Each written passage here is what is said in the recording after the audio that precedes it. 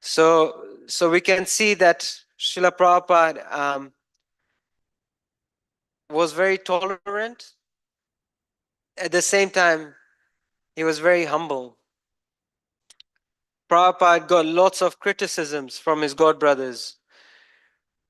When Prabhupada started giving the Gayatri Mantra, Brahmin initiation, to his disciples, who are not very qualified, at that time, they were all coming from a very low background.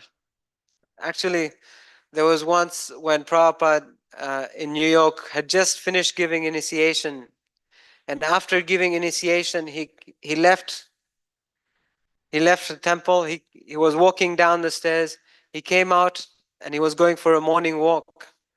And as soon as he left for the morning walk, he saw in the next coffee shop his disciples having donuts and coffee.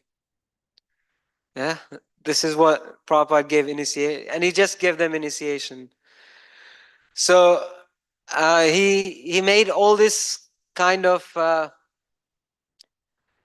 He did this because he knew that they will actually take up this Krishna consciousness movement seriously. In the beginning days, also Prabhupada, he chanted, he gave some talk, and he fed everyone prasad. He used to cook himself, he used to feed them himself, he used to clean after them. Not only the pots that he used for cooking, but he also cleaned their pots, their plates.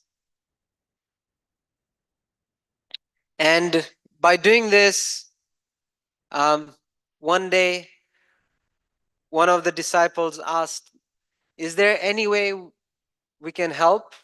We see you're so old, you always keep on doing all these nice things for us. Is there anything we can do?"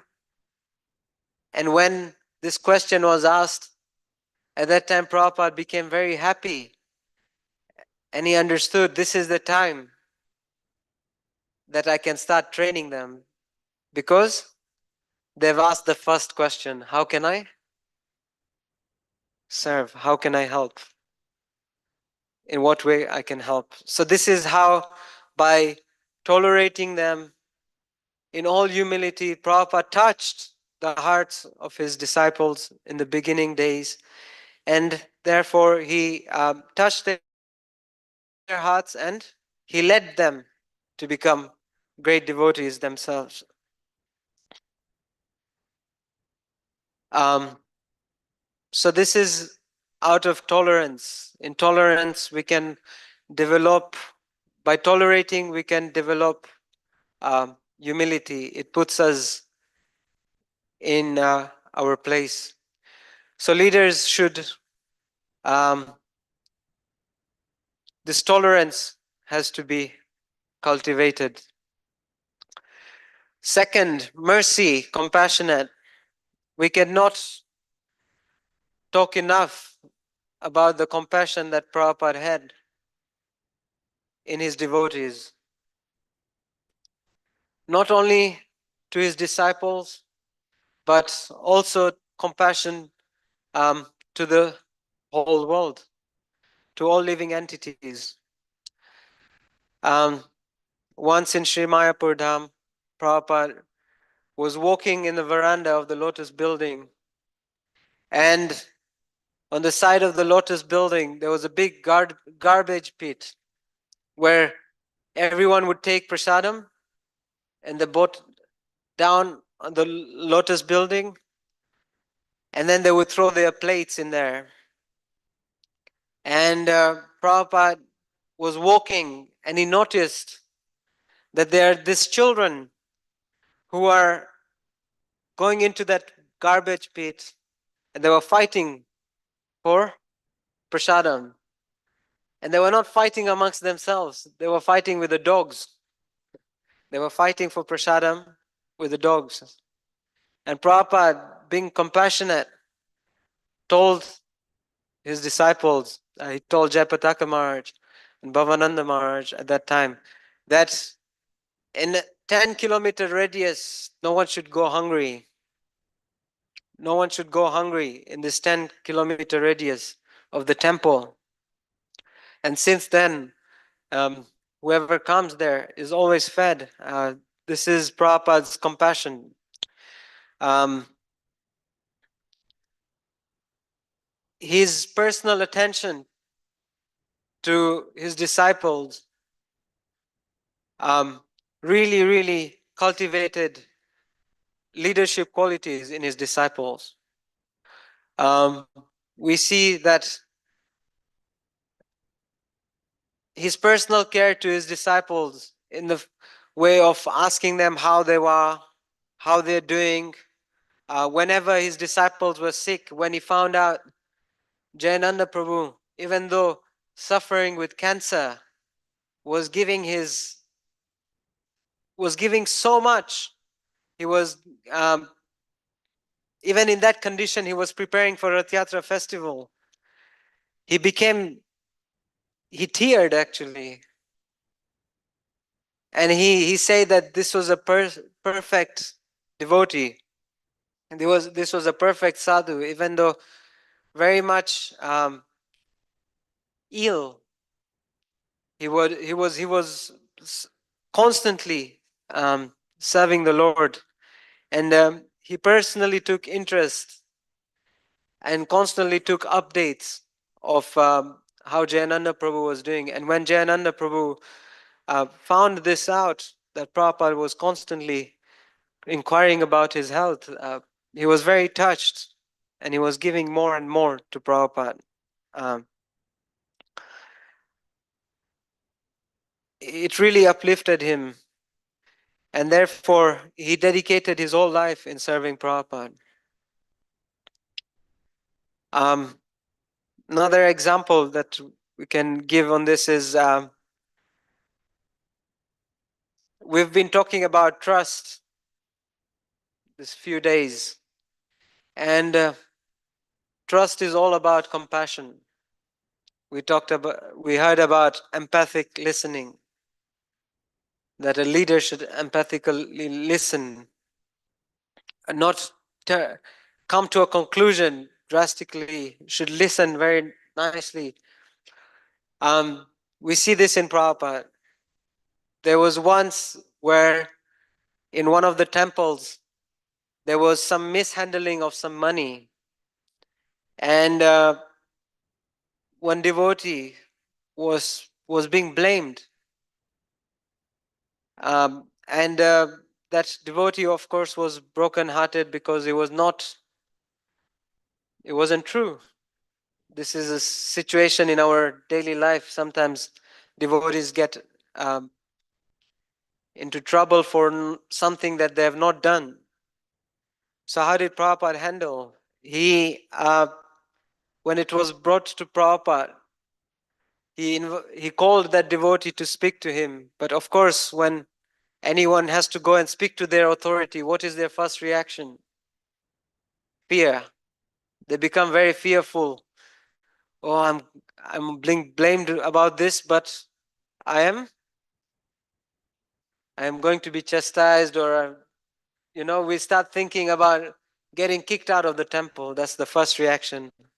Oh, I'm being called by the authority, so I'm going to be kicked out. But the first thing Prabhupada called him, and he so noticed this devotee is very scared. The first thing he said, don't be afraid. I am just like your father. You can communicate with me clearly. He established that relationship with the disciple and then inquired what actually happened. And just like this, uh, that devotee opened up. Um, he opened up, and Prabhupada, uh, through his compassion, he gave him another chance to actually restore whatever misunderstanding there was with that devotee, with the situation. So this is due to Srila Prabhupada's compassion that he could do that. He created that trust in that devotee. Friendliness, Surya, a personal connection with the devotees. Prabhupada had a very, very personal connection with his devotees. Um, there was once a devotee had fallen ill and had not, when Prabhupada gave classes, he would notice who is there, who is present, who is not there. And he saw that this devotee was not um, attending, and he inquired about him. And as soon as he found out that this devotee was unwell, um, he sent prasadam for him, and he instructed his devotees that please go take care of him and make sure he's being well taken care of. And we see this in also this kind of qualities also in Prabhupada's disciples. We must have all had our experiences with um, those special devotees. But I would like to share one of my own. Um, there was one during the lockdown or during the COVID period when things opened up a little bit before the second wave. I'd come from Kenya to collect a dress for the deities for Gaur Purnima. But of course, due to a little bit of opening, we all become complacent, and people were meeting. I went to Vrindavan, collected the dress, met people, and came back. And then to travel, you had to do the COVID test. So I wasn't feeling well, so I did the COVID test, and it turned out positive. And I was at the Parthasarathi temple, and immediately I was taken to the guest house, and I was put into confinement. But when my spiritual master, His Holiness Gopal Krishna Maharaj, found out about this, he personally called me, inquiring how I was doing, and he sent his personal doctors. Um, he personally called his doctors, Dwarkadish Prabhu. I mean, he's such a big doctor. He came from his clinic. He came to see me, and not only that one day, but every day until I came out of the whole thing you had to do. Like for 7 days, whole Gaur Purnima I spent in the room. He made sure I got prasadam every day. He made sure I got coconut water every day. And yeah, he made sure the doctor was, and he would call every day to see how I was doing. So this built a very nice relationship with Maharaj. So like this, everyone must have had this somehow or other with their spiritual masters also. So this it creates that, yeah, my spiritual master did for me, so how can I give this to others? This is something we can, as leaders, should cultivate. Equanimity, rising above all hostility. We we see that Prabhupada, he faced a lot of criticisms, especially in the early stages of the Hare Krishna, to establish the movement. When he started giving Brahmin initiations, his own god brothers criticized him a lot. Uh, they really criticized him for initiating Brahmanas and stuff like that. And when the Krishna consciousness movement expanded very big, became very big, lots of disciples, lots of foreign disciples, money started coming in, then his own god brothers started begging him for money. They started asking for money. Oh, we need support in our mat. We need this much money. And Prabhupada not inimically, but gave a very nice reply. He said, "Sorry, I would not like to contaminate you by the money of these Malaysians." He didn't speak out of being an enemy, but he gave this, he spoke in this way just to make a point that all these devotees, all these people who have joined this Krishna consciousness movement are not ordinary people. These are all, many times we have heard in Prabhupada's lecture, you all have been sent here by my spiritual master to assist me in spreading this Krishna consciousness movement. Because if Prabhupada would have started this movement in India, which he already attempted, he failed. He failed. But he had to go to the West, because whatever you do in the West, it has a great influence in the Indian society. Huh? Like I was just in the UK. I I was coming back from UK, and then I was told, okay, go to Primark and bring this jacket and bring this sweater, and they told me this is the size. And when I bought it and I saw it was made from Bangladesh, made in Bangladesh. It's made in Bangladesh, it's made in India, but they still want to buy it from the UK. You know, it's prestigious. Some gift came from the UK. So this, so like that. Um, Prabhupada endeavored making the Krishna consciousness movement in India, but it didn't take up. But when it came from the West, when he started it in the West, now it's booming. You know, so like this, he had no enmity, and this is how he responded to his God brothers. Scriptural integrity. Prabhupada's um, whole life, he sacrificed his sleep to give us the scriptures. He hardly slept. He um, he hardly slept, and he wrote the books, gave us the books where we can, as a reference, lead our life, and therefore, any really any decisions we take should be abide by the scriptures. Um, Therefore, Prabhupada, when devotees were distributing the books, but they did not know what these books were, they were all distributing, but they didn't know. And when Prabhupada learnt about this, that they didn't know, Prabhupada actually emphasized his disciples to first read the books. And even to the leaders, he said, please read the Bhagavad Gita.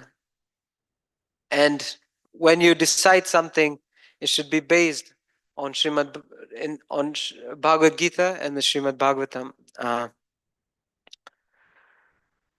And then a good character, a leadership. A leader is one who teaches by example. He leads his team by example. And Srila Prabhupada did this very nicely. Wherever he went, no matter which country he went to, no matter wherever he went, he never experienced any jet lag. He was easily, he was very easily adaptable to any situation because of his great character. And his character was built on his strong sadhana.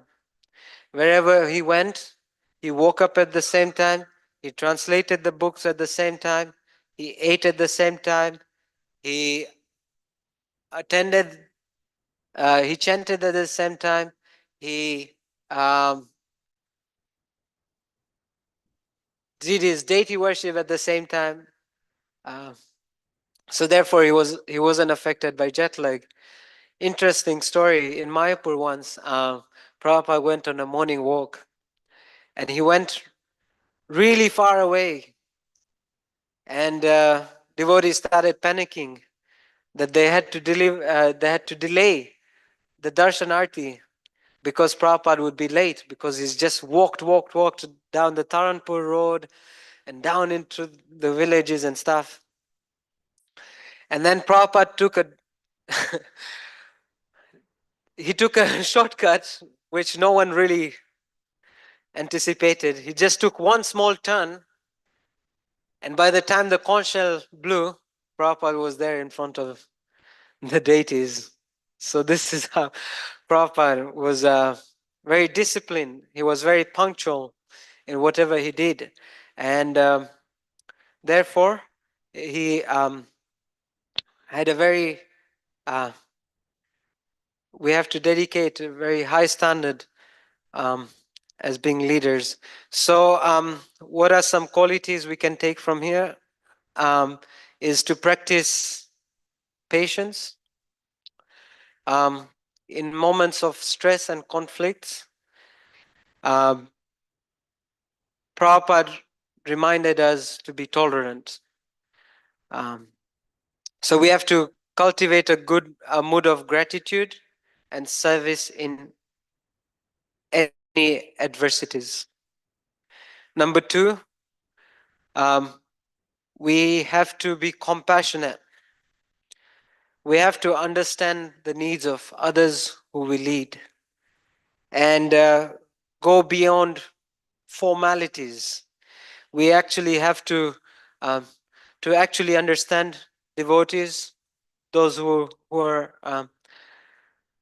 who are subordinates. We actually have to, instead of being showing them that you are their leader, you have to become their friend. You have to be compassionate. You have to try to understand them in a um, very equal level, but take decision in a high level. Number three is build relationships. We have to be in a very personal level. We have to we have to maintain a personal connection um, with the devotees. Four, stay neutral. Neutral in the sense that actually the Shastra says that being neutral is very bad.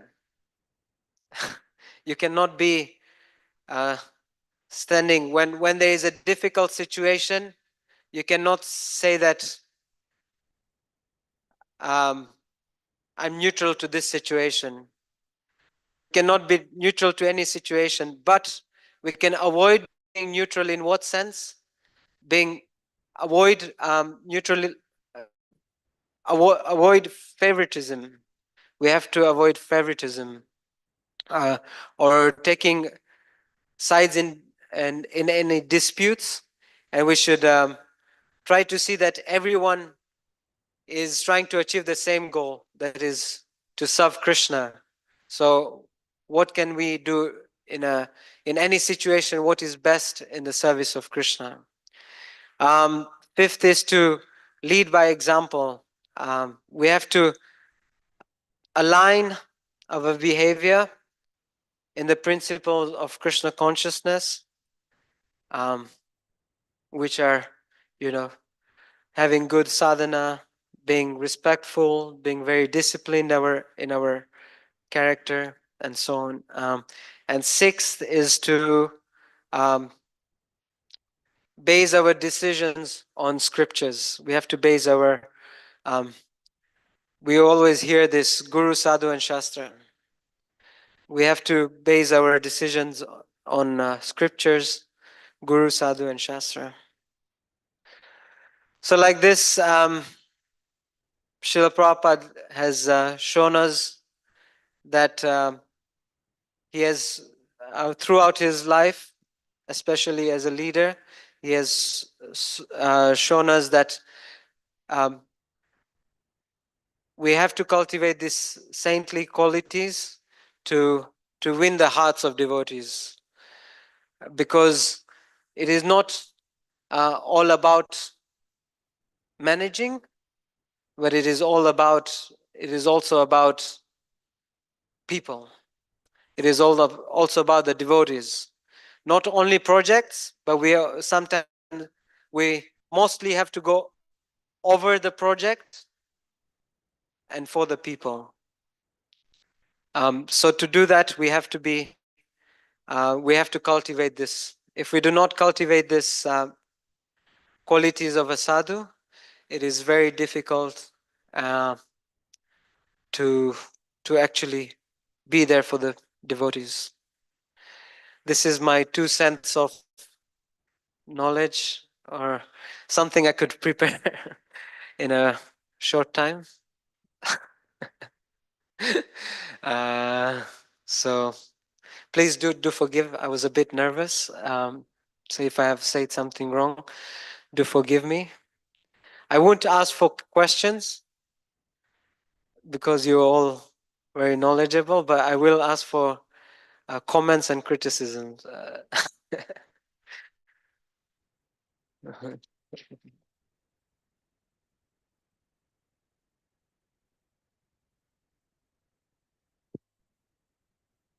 Ramarupa Prabhu, thank you very much for the reminder that besides being managers and leaders, we have to also cultivate these qualities of a sadhu. And you shared so many pastimes of Srila Prabhupada and from your own personal life. I particularly noticed when you were talking about tolerance, how you said that if we follow the instructions of our spiritual master, the tolerance kind of automatically develops. It comes easy. And you said this with so much conviction because this is coming from your own personal experience. You may be one of the youngest devotees in the group, but you are very blessed by your spiritual master and by other teachers around you. And you have also, by your personal example, shown how seriously you took your spiritual master's instruction and followed through. I don't know how many people know here, but I think you and I understand what we're talking about. You can share if you want to with others, but very enlivened by your class. Your nervousness did not show until you yourself mentioned that you were nervous. So thank you, Prabhu. Thank you very much. Hare Krishna. Thank you. Okay, Grantaraj.